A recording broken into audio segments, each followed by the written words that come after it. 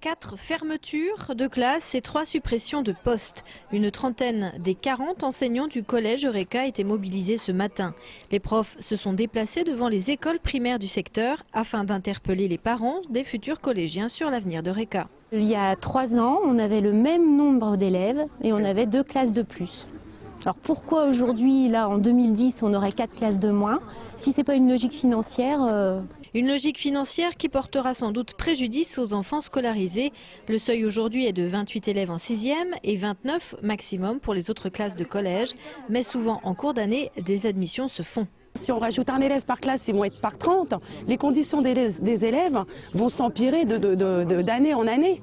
C'est le combat aussi des parents.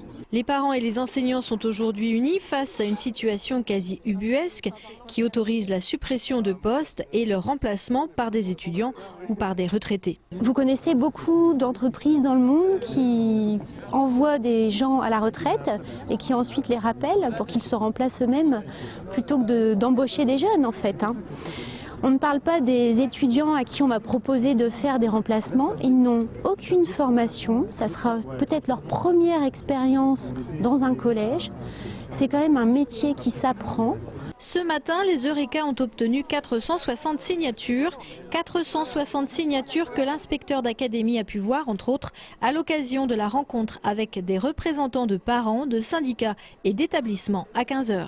Il y a une légère augmentation au collège du nombre d'élèves et une suppression d'une trentaine de postes de prévus. Et les parents d'élèves ont aussi insisté sur le fait qu'il y a beaucoup de classes de plus en plus difficiles à gérer, où les enseignants passent de plus en plus de temps à faire de la discipline, ont de plus en plus de mal à réussir. Qui va reprendre la relève dans la recherche, dans la médecine, dans 15-20 ans, quand ceux qui sont en place vont partir? Est-ce qu'on va avoir un système de recherche de second ordre derrière la Chine, derrière l'Inde, derrière la Corée? Malgré les arguments des enseignants, l'inspecteur d'académie n'a pu que rappeler qu'il disposait d'une enveloppe déjà déterminée. Autrement dit, faire tenir un carré dans un rond.